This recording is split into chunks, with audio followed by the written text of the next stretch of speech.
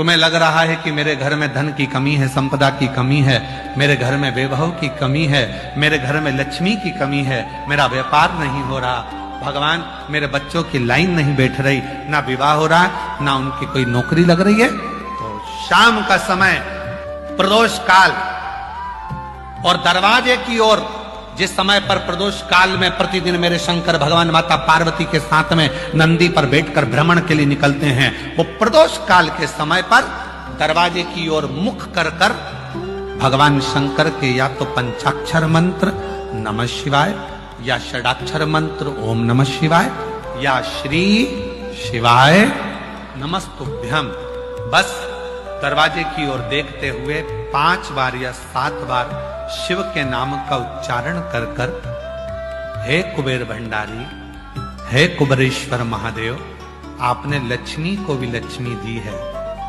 आपने कुबेर को भी लक्ष्मी दी है, कृपा करो मेरे घर में भी लक्ष्मी और वैभव दीजिए। झोली पसार कर नमः शिवाय श्री शिवाय नमस्तुभ्यम कहकर उस झोली को वापिस अपनी ओर गिराओ। आप लगातार 2 महीना 3 महीना आप प्रदोष काल में शाम के समय भगवान शंकर जब रोज प्रतिदिन पार्वती और शिव जी निकलते हैं भ्रमण पर, उस समय पर आप रोज जब भगवान से निवेदन करोगी तो एक ना एक दिन मेरा भोले बाबा तुम्हारी झोली भर ही देगा। किसी व्यक्ति के शरीर में जब लीवर किडनी से जुड़ा हुआ जब रोग हो जाता है, किडनी काम करना बंद कर देती है, डायलिसिस चालू हो जाता है, लीवर काम करना बंद कर देता है, तब अलोनी गोबरी की भस्म, अलोनी गोबरी जानते हो, पहले भी कथा में बताया, गाय ने गोबर करा, देसी गाय ने जैसी गोबर करा, सूख गया, उसका कंडा हो गया, सूखने के बाद उस गोबरी को जलाया, जलाकर जो भस्म बनी कपड़े से छाना, छानने के बाद वो भस्म जब हाथ में लेकर भगवान नारायण का हरिहर का नाम लेकर, ये कथा हम पहले बात चुके हैं हरिहर कथा में, हरिहर भगवान का नाम लेकर जब शिव जी के शिवलिंग पर वो भस्म का त्रिपुंड लगता है और उस भस्म को लाकर सुबह सुबह मुख में रखा जाता है तो उससे लीवर और किडनी जैसे रोग भी समाप्त होने लगते हैं, उसमें एक अमृत तत्व उत्पन्न हो। दुनिया के लोग कहते हैं, सीओर वाले बाबा जी कहते हैं, सीओर वाले महाराज कहते हैं मंदिर में झाड़ू लगा, पोछा लगा। उनको कौन समझाए कि झाड़ू लगाने पर भी अगर तुमने शिव मंदिर में झाड़ू लगाई है, पोछा लगाया है, सफाई करी है, अगर धूल थोड़ी सी अगरबत्ती लगी थी, धूप बत्ती लगी थी, तुम्हारे झाड़ू पोछा लगाने से अगर वो भस्म भी उड़ेगी, शिव पर चढ़ेगी, उसका भी फल तुम्हारे खाते में लिखा कर जाएगा, भस्म का फल भी तुम्हारे खाते में लिखा कर जाएगा।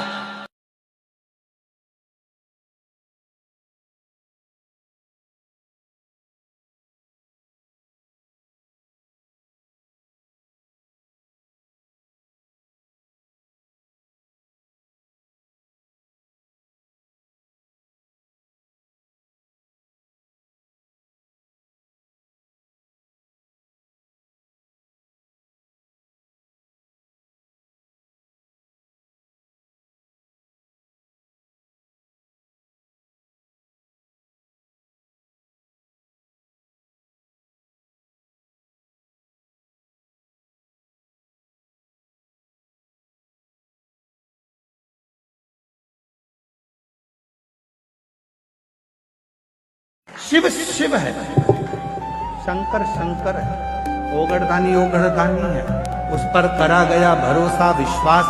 जरूरी नहीं कि दवाई की पूरी बोतल लेकर आओगे तो पूरी की पूरी बोतल एक बार में ही पी जाओगे, दवाई का पत्ता खरीद कर लाओगे तो दवाई का पूरा पत्ता एक साथ खा जाओगे, नहीं। जैसे दवाई एक एक गोली ली जाती है, पीने वाली दवाई एक एक ढक्कन ली जाती है, चम्मच से ली जाती है, उसी तरह जब रोग बीमारी तकलीफ आए भी तो बेलपत्री का अगर थोड़ा सा भी अंश हमारी इस मुख से भीतर प्रवेश करेगा तो हमारे रोग को समाप्त जरूर करेगा। कई लोग कहते हैं गुरुजी हम सवेरे सवेरे तैयार नहीं हो पाते और लोटा लेके मंदिर में पहुंच जाते हैं जल चढ़ाने। चलेगा क्या? हमने कहा चले। तो कहा हम लोटा लेके जैसे मंदिर में जाते हैं तो पंडित जी कहते हैं कि बताओ, लोटे को साफ भी नहीं करा, गंदा लेकर आ गए, काला काला हो रहा है और खुद भी तैयार नहीं हुई और आ गई एक लोटा जल चढ़ाने के लिए। तो हमारा निवेदन है, हाथ जोड़कर कह देना, मैं कितनी भी तैयार हो जाऊं, मेरा भोले बाबा मेरे ऊपर के रूप को नहीं देखता, मेरा भोले बाबा तो मेरा मन देखता। मेरा शिव, मेरा शंकर, मेरा ओघड़दानी कभी ऊपर का रूप देखा ही नहीं। आप कितने सुंदर हो, इसको मतलब नहीं। एक निवेदन आप सबसे ध्यान करिए, सब जगह भटक लिए, सारी दुनिया में जाकर बोलिया है, जगह जगह जाकर प्रार्थना कर ली, निवेदन कर लिया, तो भी तुम्हारा अगर कोई काम ना बने तब एक काम जरूर करना, एक बेलपत्र, एक शमी पत्र, एक कनेर का फूल देवाधिदेव महादेव को प्रत्येक प्रदोष के दिन शिव जी को जल चढ़ाकर समर्पित करना प्रारंभ कर दो। 2 या 3 प्रदोष निकलेगी, मेरा देवाधिदेव महादेव तुम्हारी झोली खुशियों से भर दे निश्चित। वो कहते हैं ना, घमंडी को ईश्वर नजर नहीं आता, घमंडी को ईश्वर नजर नहीं आता, ईर्ष्यालु को पड़ोसी नजर नहीं आता और क्रोधी को उसका परिवार नजर नहीं आता। कोई घमंडी है, उसके अंदर घमंड भरा हुआ है, उसके अंदर घमंड भरा पड़ा है, तो उसको ईश्वर नजर नहीं आएगा। वो घमंड उसके अंदर यदि भरा पड़ा हुआ है तो उसको ईश्वर दिखेगा ही नहीं। बारिश में एक होती है चींटी, एक होता है चींटा। समय एक ऐसा आता है कि भगवान वो चींटी को भी पर दे देता है और चींटे को भी पर देता है कि उड़ ले, तू भी उन्नति की ओर बढ़ ले। अब जरा विचार करिएगा कि वो परमात्मा जब चींटी को पर दे सकता है, वो परमात्मा जब चींटे को पर दे सकता है, पर उस चींटे और चींटी में भी कोई कोई चींटे ऐसे रहते हैं पर मिलने के बाद भी वो उड़ते ही नहीं हैं, वो आगे बढ़ते ही नहीं हैं। संसार में ऐसे लोग भी हैं, उनको मौका मिलता है तो भी उस मौके का वो फायदा ना उठाकर वहीं की वहीं पड़े रहते हैं और आगे बढ़ नहीं। जो आने वाले महाशिवरात्रि है 15 फरवरी की, जिसमें सभी सनातनी भगवान शंकर को एक लोटा जल चढ़ाते हैं, शिव की आराधना करते हैं, साधना करते हैं, भगवान शंकर की भक्ति करते हैं। उन सभी शिव भक्तों के लिए एक शिव हमारे प्रकृति के देवता, और उन प्रकृति के देवता के लिए एक वृक्ष जो आज के समय में पर्यावरण दूषित हो रहा है, नदियां तालाब साफ नहीं है, जल साफ नहीं है, जिससे रोग उत्पन्न हो रहे हैं, तो उन्हीं सब तकलीफों को मिटाने के लिए एक प्रयास किया जा रहा है कि शिवरात्रि को वृक्षारोपण के साथ में ग्रीन शिवरात्रि के रूप में मनाया जाए। प्रत्येक घर में जितने भी सदस्य वहां घर के अंदर रहते हैं, प्रत्येक व्यक्ति एक पौधा अवश्य लगाए, चाहे वो अपने आसपास के क्षेत्र में लगाए, और केवल पौधा लगाना ही मूल नहीं, उस पौधे की देखरेख भी करें, जाकर उसमें जल देना। जैसे अपन रोज शिव जी के मंदिर जाते हैं, जल चढ़ाते हैं, उसी तरह पौधे के पास में जाकर भी हफ्ते में 2 हफ्ते में जाकर उस पौधे की देखभाल करना, जल देना और उस पौधे को बड़ा करना, जिससे आने वाले समय में जो पर्यावरण दूषित हो रहा है, जो वायुमंडल बेकार हो रहा है, उसको पुनः अच्छा करना। क्योंकि शिव केवल पाषाण में ही नहीं, शिव प्रकृति में बसे हुए हैं। जल तत्व में शंकर हैं, थल तत्व में शंकर हैं, वायु तत्व में शंकर हैं। इसलिए शिव को पूजना मतलब वृक्ष लगाकर उन वृक्षों को सेव करना, अच्छे रखना और उन वृक्षों के माध्यम से प्रकृति को शुद्ध रखना। इसीलिए 15 फरवरी को जो महाशिवरात्रि का अवसर है, मेरा सभी सनातनियों से, सभी देशवासियों से निवेदन है कि वृक्ष अवश्य लगाएं और पूरे परिवार के समेत उस वृक्ष की देखरेख भी करें, जिससे हमारी प्रकृति शुद्ध हो और आनंदित हो। शिवलिंग के सामने मंदिर में या घर में, भगवान शंकर के मंदिर में भी अगर जा रहे हो, घर में भी अगर भगवान शंकर के शिवलिंग की पूजन कर रहे हो या शिवलिंग का पार्थिव शिवलिंग बनाकर निर्माण कर रहे हो, तो तुम्हारी पूजा की थाली में कोई चीज कम है चल जाए, पर शिवलिंग की पूजन करते समय चाहे मंदिर में पूजन करो, चाहे अपने घर में पूजन करो, चाहे पार्थिव शिवलिंग का पूजन करो, पूजन की सामग्री कम होगी चलेगी, पर मन रत्ती भर भी कम नहीं होना चाहिए। दिल परमात्मा में पूरा लगा होना चाहिए।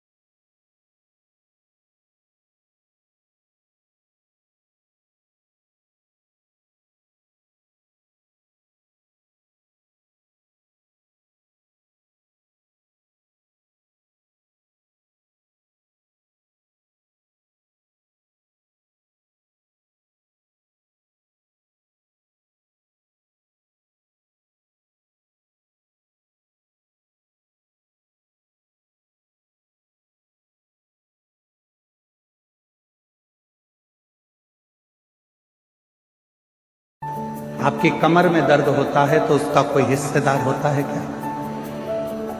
आपके सिर में दर्द होता है तो उसका कोई हिस्सेदार होता है क्या? आपके पलंग के तकिए के नीचे अगर कोई 500 के नोट की गड्डी रखी है तो उसके बहुत सारे हिस्सेदार, उसके हिस्सेदार हो सकते हैं, पर आपके दुख का कोई हिस्सेदार नहीं, आपकी तकलीफ का कोई हिस्सेदार नहीं। परशु महापुराण की कथा में पार्वती खंड में उमा संहिता में भगवान शंकर ने पार्वती जी से कहा कि दुनिया के लोगों के धन के हिस्सेदार बहुत होंगे, दुनिया के लोगों की प्रॉपर्टी के हिस्सेदार बहुत होंगे, दुनिया के लोगों की संपदा के हिस्सेदार बहुत होंगे, पर पार्वती जो मेरे शिवलिंग पर एक लोटा जल समर्पित करता है उसका दुख का कोई हिस्सेदार नहीं होता, पर जब वो पवित्र मन से मेरे ऊपर एक लोटा जल समर्पित करता है तो उसका दुख का हिस्सेदार मैं स्वयं, उसके दुख का कोई हिस्सेदार होगा तो वो शिव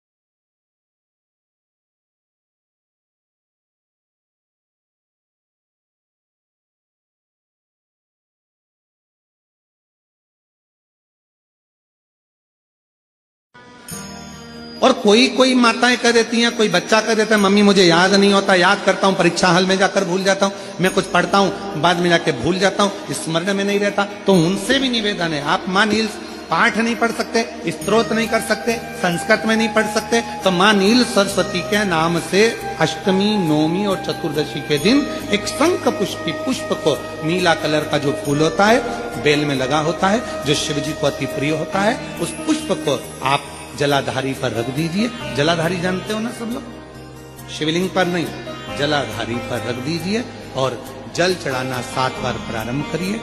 बाबा देव अधिदेव महादेव आपको याददाश्तता में प्रवर करेगा। परीक्षा हॉल में जितना तुम याद कर कर गए हो, अच्छी मेहनत कर कर गए हो, तो भूलोगे नहीं, तुम्हारी बुद्धि तीव्र होती चली प्रबल।